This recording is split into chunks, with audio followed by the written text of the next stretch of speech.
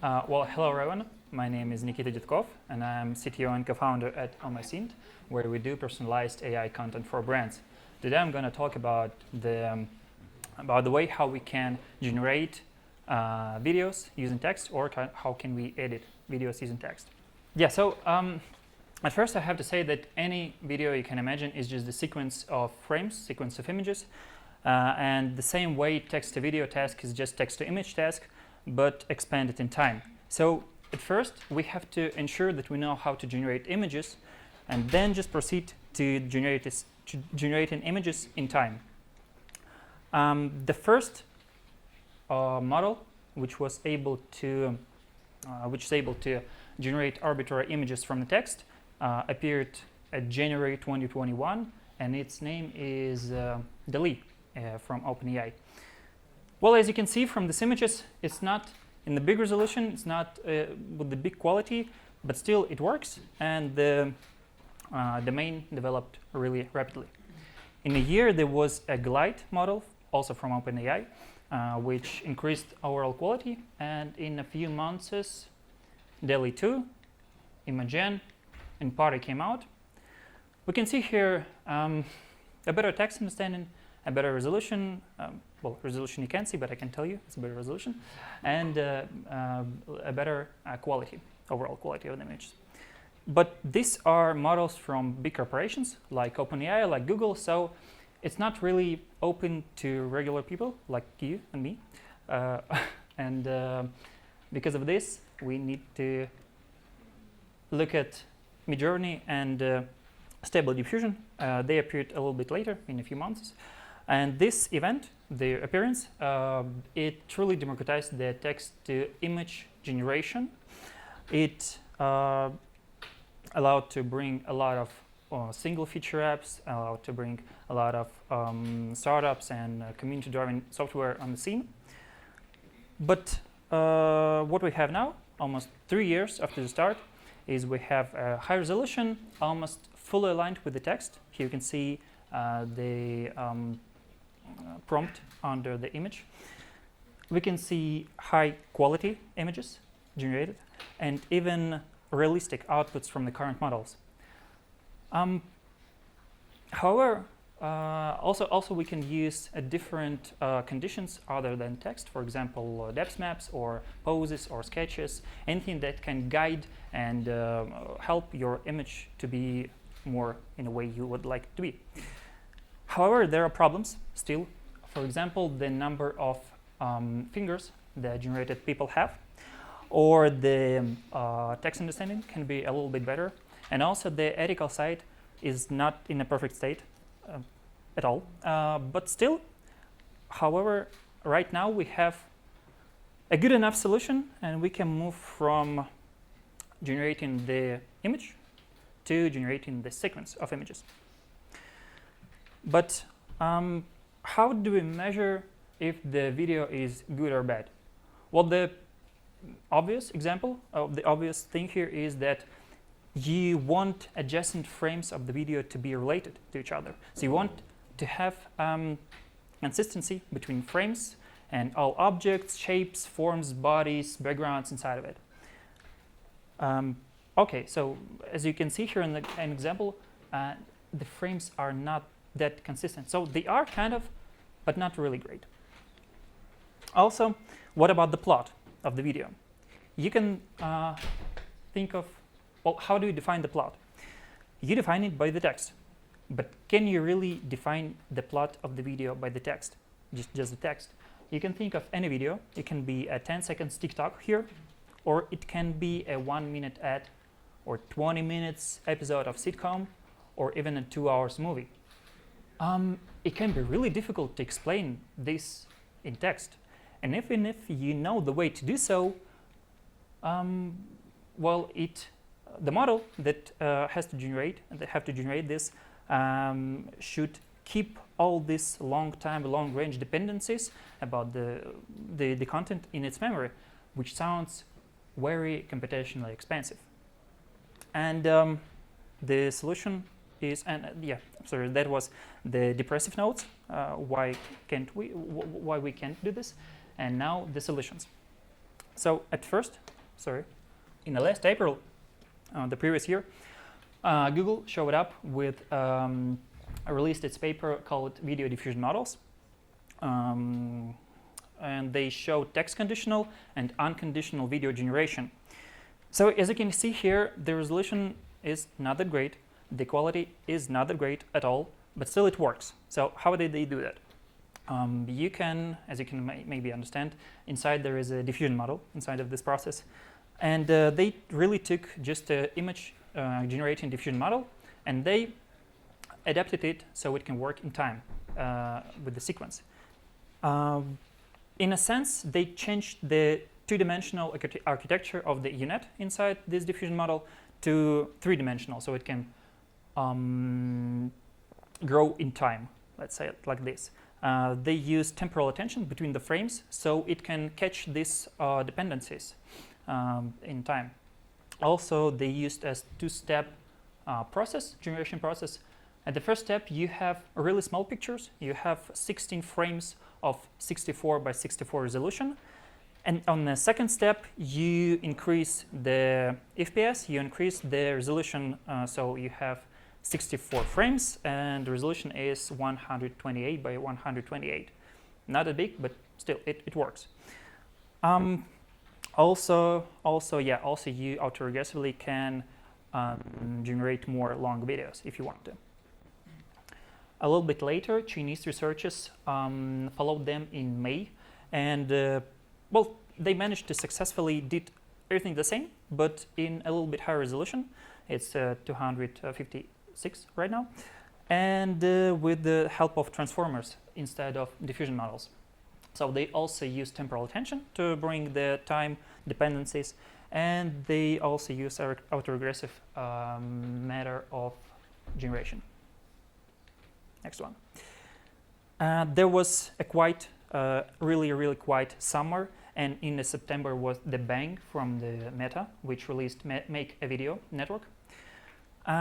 Also several seconds in length, so not that great, but still you can see how great that looks in terms of the quality. A teddy bear painting a portrait. I'm actually in love with this. I don't know how you guys, but I'm in love with this. So we can see how that goes, how it scales.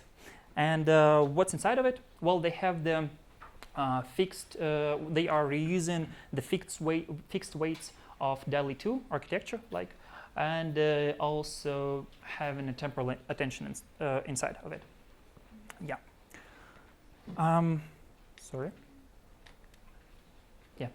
So a month later, Google comes up once again, and they showed two works at the same day. The first one is image and video, still several seconds length, but they repeated the success of previous model, Make a Video, but in a little bit higher resolution. The video is not a square anymore, and they are able to generate text in the video. So I have to say that this is the most important work that I'll be describing today. So how they managed to do this. There is a bunch of whole bag of tricks to make this work, and there is even a 7 steps process. So if you had 2 steps here, 2 steps here, then 4 steps here, then there is 7 steps. So you consequently increase the temporal resolution, the spatial resolution, and you get this. The second work of Google in the day is Finaki, model called Finaki. Its main feature is in an ability to generate long videos. Right. And the thing here is that you can provide a list of prompts, and this model will generate a long video with relating all these prompts with the smooth transition between them. So it can be a few minutes long, but it has a really bad resolution. Sorry, but nevertheless. And we have only 5 works, but they individually already solve a whole range of problems. And as it usually happens when somebody comes up to a good enough solution, somebody trying to combine the methods and improve it and optimize it. So, for example, with this work, magic video by Dance, and this work by LVDM by Tencent. The key optimization here is that they are using they propose to work in latent space rather than in a pixel space, and then just make it like a Stable Diffusion did to text-to-image field. So you can think of it as a Stable Diffusion, but in a video domain, and also a bunch of different optimization tricks here. Next, well, what comes next is the democratization of the text-to-video field. A few months later, and it happened almost the same way as to the text-to-image field.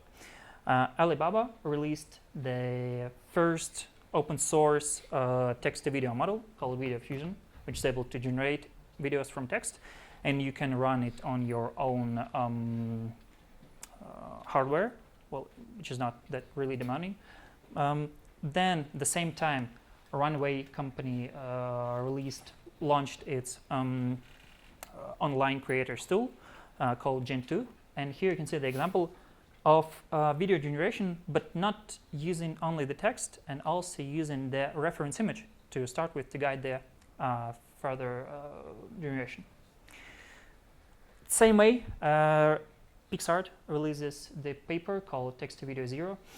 It's not really about the model, it's about a framework which allows you and me to use any you like diffusion model, image diffusion model, to use for video generation. And also you can see they utilized here ControlNet method, so you can provide additionally a sequence of canny edges here, or additional sequence of depth maps or poses and something like this to guide your generation. And forgot to say, no, yeah. And the next step is kind of boring because we, as usual, we want to increase the quality, we want to increase the resolution, and it's done here in the paper Align Your Latents by NVIDIA. And this is how the best generation solution looks like so far, right now. And this is all about generations. And this is the timeline. I thought the screen would be a little bit in high resolution, but okay, we have what we have. So this is a timeline of generation, and now we can switch to editing and complete it with the editing works. The same April of previous year,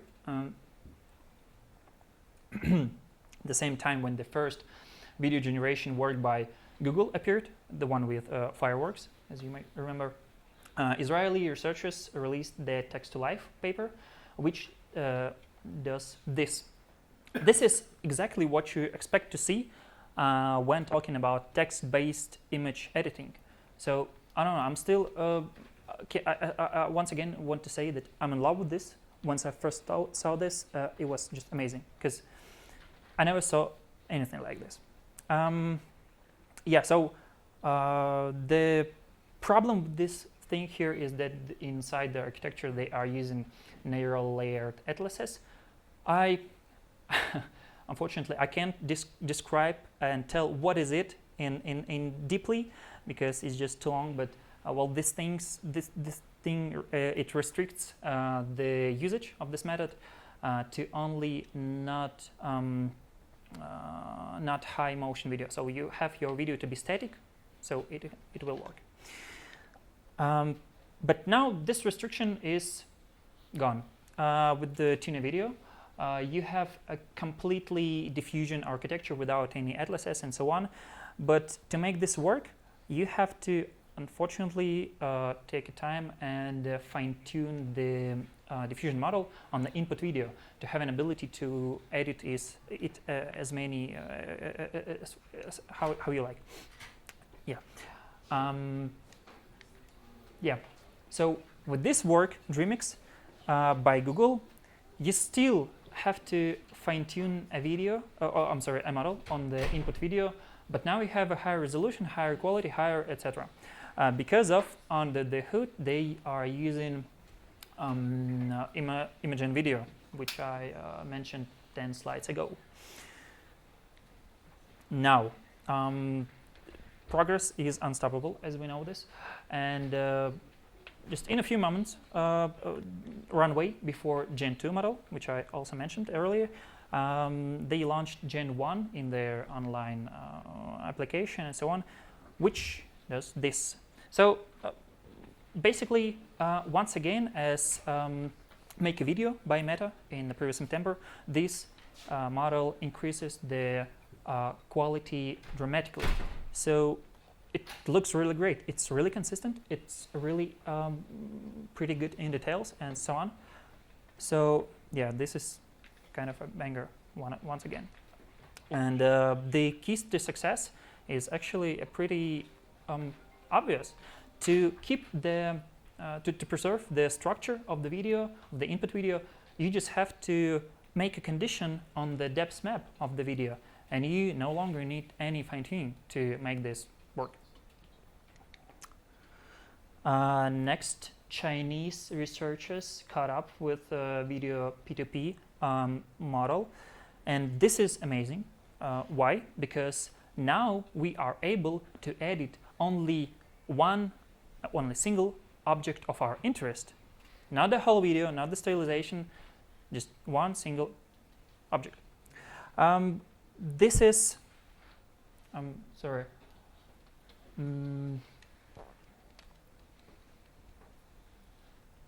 Yeah, so like this. Once again about text to video 0. Since this is a framework, you can see here the application of instruct pix2pix model, which is it is doing image editing based on instruction, and you can see the prompt here, replace man with chimpanzee. It's not really a prompt, but rather an instruction. It may be really interesting and useful if we talk about B2C applications, because naturally people don't know how to write prompts, and instruction may be easier for them. A recent work, here researchers show the talking flow work. They propose to propagate the self-attention features across all the frames to get the better consistency. And this is, well, I'll talk about this just because of they've done it in a lot of different way than the previous works, and this, well, this looks good. CodeF. CodeF is more just a research paper on a new type of video reconstruction, but luckily they have applied this to video editing, and since this video reconstruction method consists of content part and deformation part, which is not actually something new, it can preserve the content with the motions really good, and you don't need fine-tuning here. So this is without any fine-tuning, this is fast inference, and here also you don't need fine-tuning here. And the last work, which is just like, in a sense, it's summing up all the advances that we have and showing what we can get using the current models, current techniques that we have. And yeah, so on the left side here, you can see a regular stylization. Well, actually, I'm glad to say the word regular when talking about such a great result. It's a great progress. And on the right side, you can see the local area editing. So if you want to change the face of woman on the to the face of man, well, you can do this. I hope everyone see. If not, I'm sorry. Yeah, also something new, something interesting. This is outpainting. This is not something new in image world, but in video world, it's really new. For example, you want to, okay, we'll talk about this later. So yeah, actually we've done with all the, so this is the current timeline, and this is the progress that we have in 1.5 years. And I haven't shown you all the names, all the works, but for sure you, sorry, I have a stand up on work. But sure you saw the most solid works.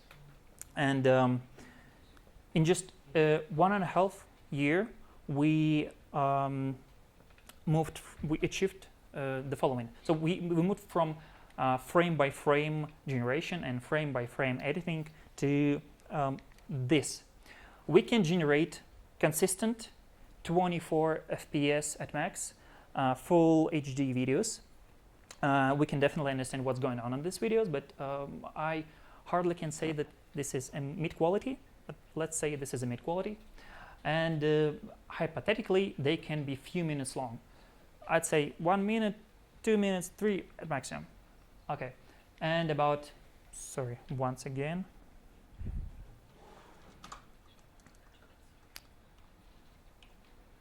Sorry. Yeah, and about editing, editing is also consistent. We no longer need this resource demanding fine tuning, so the inference is quite fast. The resolution has its limits, but they are all right for the daily usage. And the quality, well, somehow, okay, same as with the generation. But in the real world, there are neural pipelines for different tasks, and the pain of resolution and the pain of FPS, it can be alleviated with the usage of dedicated super resolution models, like temporal super resolution, spatial super resolution. And together with the mid quality, I can say that right now this is the text to video generation and editing.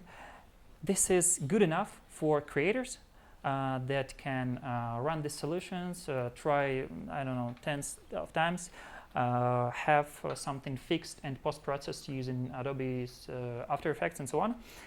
But to break this good enough for creators and move to the production level, we have to take a really huge step in the quality. Now we are not here at all. Also, what can be studied is outpainting, and what the example of the painting I've previously shown you. And I can say for sure, I can assure you that there is zero works in academic papers on this topic. So if you want an easy paper to be done, and and if you want to travel to CPR or something like this, then you know where to dig. Then mask guided editing. So second interesting topic is what's unshown so far is when you do video editing based on the user provided mask origin. Say you have this woman right here, and now say you have this train right here, and I mask with the brush say this area, and I type I want a cute dog licking itself to be placed here. Well, and this magically appears. This is not something what I've seen. And yeah, and 3 bullets. Also, if you have some ideas on what is still unexplored, I'd like to hear that from you here or at the after party. But for now, for today, this is everything I have for you. And yeah, you can find me here and ask me questions, or yeah, this is all for today. Thank you. Now we have time for questions.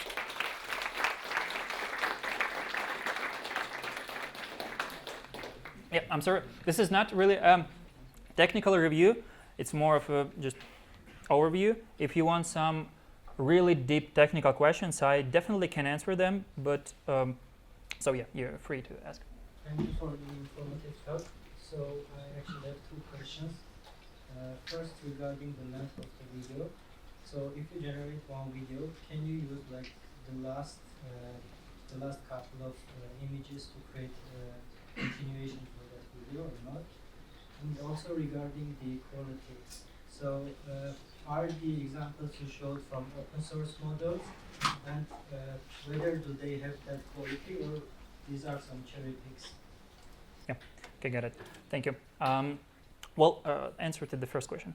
Yes, you can use the last frames of the video to continue the generation of the following frames. It's what is called autoregressive manner. So the model keeps in mind the last frames to propagate its ideas, its senses to the further frames. So yeah, it's done. It's working. It's the ability of a lot of models. Second question. These are not cherry-picked images. Well, I've done it for the sake of truthfulness. So you saw not the best result, not the worst result. It's just what they propose to, what they show at the in papers, in their project pages, and so on. It can be better, for sure, definitely, because most of the time researchers or big, large startups, they still don't have that much money to train really good models. So it definitely can be better, definitely. Just one more follow-up question. What is the best open source one, and can it be run on local computer? Yes. What kind of GPU is required? And what? What kind of GPU is required to do Yeah. So yeah, you can go to diffusers site from Hugging Face, and there is a page related to text to video. You definitely can just install diffusers and run it on Google Colab, if not on your computer. But yeah, so it's not that research demanding. Next question. Maybe on the dataset size, how much has been explored? Has whole YouTube been used on those models? Probably not, right? So can you say a bit more about that? Well, yeah, about the datasets to train those models. It differs from model to model. So there are ways to train text-to-video models without using any videos. So it's easier. You have a lot of images annotated. It's hard to use videos because it's hard to annotate videos. As I said previously, it's hard to explain what's going on in the video. And but yes, there are datasets, and they are two. Well, they are 2 times fewer than the image datasets. So we have for image Lion 5 billions. Then for videos, you at least have 200 millions, something like this. If we look like, if we compare LLMs to stable diffusion or latent diffusion models, we can see they are almost identical because they both work in a latent space. My question is, do you think that the same thing that happened to LLMs, where they just made larger and larger models, will happen, or will it solve the quality issue in latent diffusion models? So currently the best models are around 8 gigabytes in size, which is like peanuts compared to LLMs. So do you think the quality will improve if we make a 110 gigabyte model of latent diffusion? Yeah, thank you for the question. I don't know for sure. I just can assume that, well, there are several points from which we can look at this question. First of all, LLMs are more easy to use in business, and they are easier to get the money from customers using LLMs than to using some text-to-image, text-to-video models. And just I don't think the market has such pains that can be solved, and because of this, this is the restriction of the for the larger models, because you have to spend a lot of money on training them. But I think that to get the best quality results, we have to move from latent space to pixel space once again, because it's not about optimization no more. It's about just getting the best result. And yeah, we have to enlarge the number of parameters at least like 10, 20, 30 times, not maybe 100, but yeah. And also, there still will be those ethical issues with these misrepresentations and so on, which may be funny to hear, but they really can will have a negative impact on this whole area. So yeah, I think the scaling is the key for sure, but I'm not sure that we will see this in like some time. Yeah. Nikita. Yeah. Let's have a Thank break. you.